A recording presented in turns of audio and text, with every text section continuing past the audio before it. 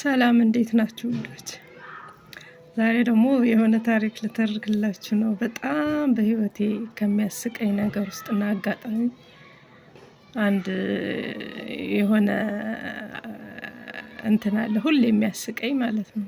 ሰዎች ለወሬ ምን ያህል እንደምንጓጓ ጉጉ እንደሆን በጣም በቃ ወሬ ማራገብ ሱሳችን በጣም ጠንካራ እንደሆነ ያየሁበትና ሁልጊዜ ሳስበው ያ ቀን ያስቀኛል በጣም። ምን ሆነ መሰላችሁ? የጋራ መኖሪያ ቤት ነው የምንኖረውና የሆነ ቀን አመሻሽ ላይ በጣም ከፍተኛ ጩኸት ይሰማል።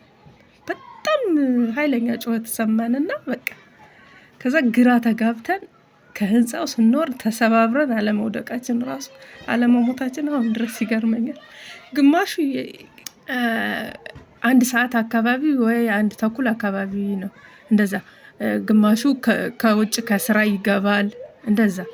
ከዛም እንቅስቃሴ ያለና ከዛ ጩኸቱ ሲሰማ ከውጭ ያሉት ወደ ህንፃው ነው ወደ ላይ ነው የሚወጡት። እኛ ከውስጥ ያለ ነው ደግሞ ወደ ታች ነው የምንወርደው። ተጋጭተን ለመሞታችን ይገርማል።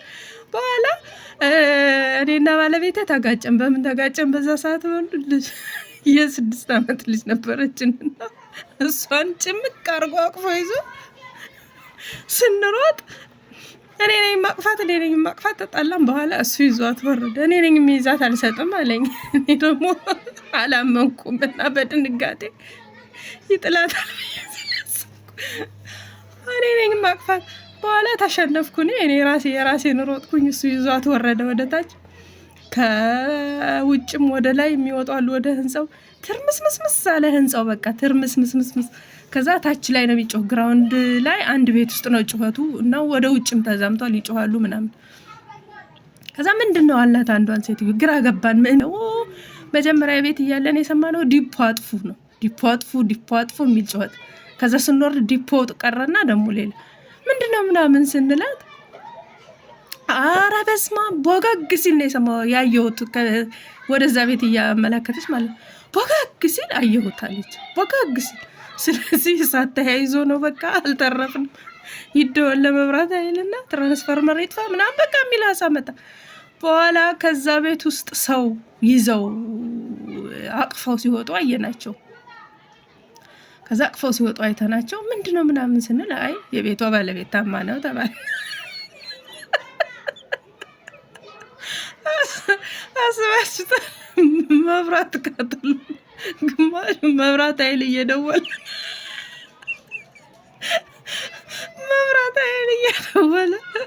ባለበት ሁኔታ ሰው ታቅፈው ወጡ። ሰዎቹ ምንድነው ስለ ሴትዮዋ ፌንት ነቅላ ነው ፌንት በልታ ነው ምናምን ተባለና እንደዛ ያችን ሴትዮ ወደ ሕክምና ይዘው ሄዱና በኋላ ስንገባ የዛችን መብራት በጣም ሲያንጸባርቃቸዋል ያለችን ሴትዮ እያወራን እየተሳሳቀን። ከዛ እኔ የቅርብ ጎረቤቴ ናሲ እንዴቶች ትዝ አለኝ። ልትወልድ 1 ሳምንት ነው የቀራት። ትዝ ያለኝ እኔ ከተረጋጋ በኋላ ነው ትዝ ያለችኝ። የእውነቴን ስላቸው ማለት ነው። ከዛ ናሲ እንዴቶች እያልኩ ሲሄድ ሙቼልሽ ነበረ። ቀን የሆነ ዛንዚራ ገዝታ ስታሳየኝ ነበረ። ቆንጆ ዛንዚራ ነው ምናምን። ለካ ያንን ልትሞክር ሳቅለውት ዛንዚራውን ያንን ልትሞክር እዛ ውስጥ እንደገባች አድርገው ነው ጩኸት የሰማችው። ሙቼልሽ ነበረ ዛሬ ዛንዚራውን ልሞክር ገብቼ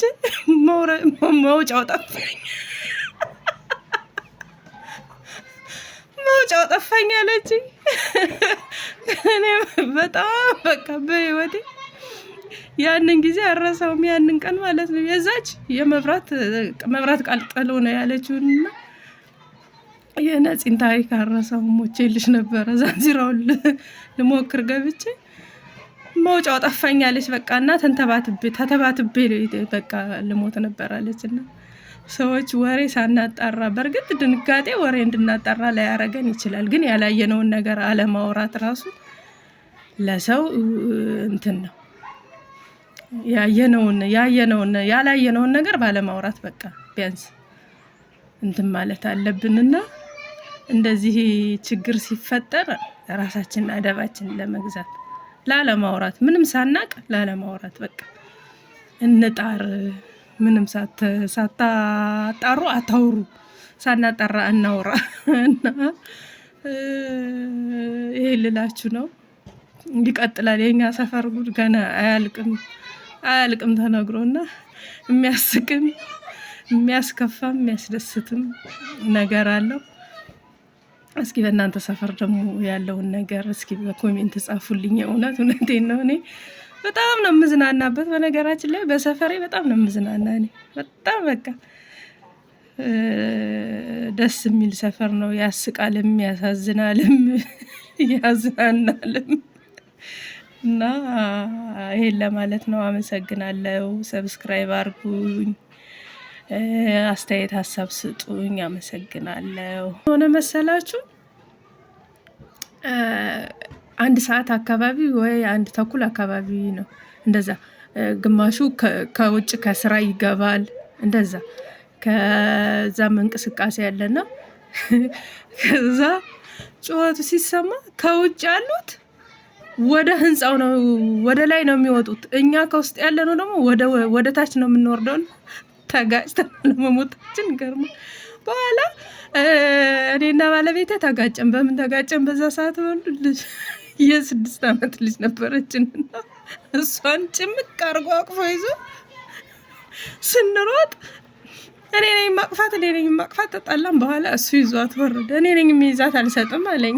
እኔ ደግሞ አላመንኩም እና በድንጋጤ ይጥላታል እኔ ነኝ ማቅፋት።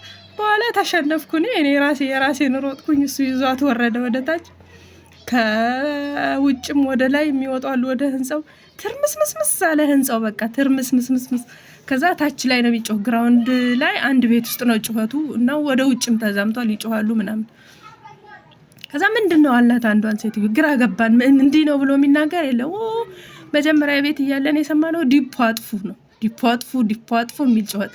ከዛ ስንወርድ ዲፖ ቀረና ደግሞ ሌላ ምንድነው ምናምን ስንላት አረ በስመ አብ ቦጋግ ሲል ነው የሰማው ያየሁት። ወደዛ ቤት እያመለከተች ማለት ቦጋግ ሲል አየሁት አለች። ቦጋግ ሲል ስለዚህ እሳት ተያይዞ ነው በቃ አልተረፍንም። ይደወል ለመብራት ኃይልና ትራንስፈርመር ይጥፋ ምናምን በቃ የሚል ሀሳብ መጣ። በኋላ ከዛ ቤት ውስጥ ሰው ይዘው አቅፈው ሲወጡ አየናቸው። ከዛ አቅፈው ሲወጡ አይተናቸው ምንድነው ምናምን ስንል አይ የቤቷ ባለቤት ታማ ነው ተባለ። አስባችሁታል? መብራት ካተሉ ግማሽ መብራት ኃይል እየደወለ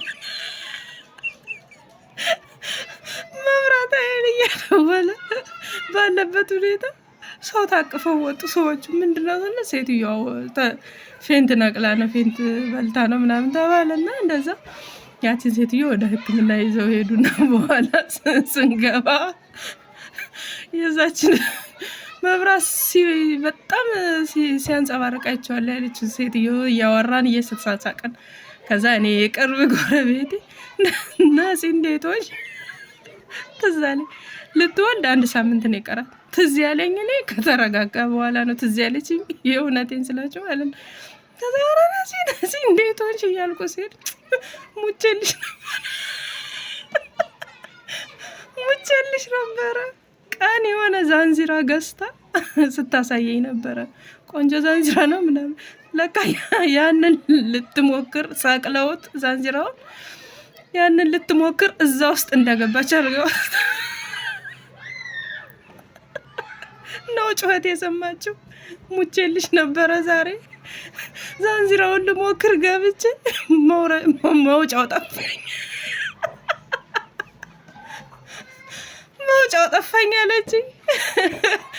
እኔ በጣም በቃ በህይወቴ ያንን ጊዜ አረሳውም። ያንን ቀን ማለት ነው። የዛች መብራት ቃልጠሎ ነው ያለችውና የነፂን ታሪክ አረሳውም። ሞቼልሽ ነበረ ዛንዚራውን ልሞክር ገብቼ መውጫው ጠፋኝ አለች። በቃ እና ተተባትቤ በቃ ልሞት ነበር አለችና ሰዎች ወሬ ሳናጣራ፣ በእርግጥ ድንጋጤ ወሬ እንድናጣራ ላያረገን ይችላል። ግን ያላየነውን ነገር አለማውራት ራሱ ለሰው እንትን ነው።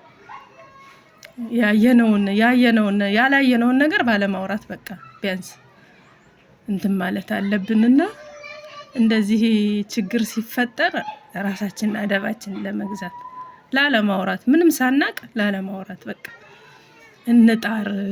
ምንም ሳታጣሩ አታውሩ፣ ሳናጣራ እናውራ። እና ይሄ ልላችሁ ነው። ይቀጥላል። የኛ ሰፈር ጉድ ገና አያልቅም ተነግሮና የሚያስቅም የሚያስከፋም የሚያስደስትም ነገር አለው። እስኪ በእናንተ ሰፈር ደግሞ ያለውን ነገር እስኪ በኮሜንት ጻፉልኝ። እውነቴን ነው። እኔ በጣም ነው የምዝናናበት። በነገራችን ላይ በሰፈሬ በጣም ነው የምዝናና። እኔ በጣም በቃ ደስ የሚል ሰፈር ነው። ያስቃልም፣ ያሳዝናልም፣ ያዝናናልም እና ይሄን ለማለት ነው። አመሰግናለሁ። ሰብስክራይብ አርጉኝ፣ አስተያየት ሀሳብ ስጡኝ። አመሰግናለሁ።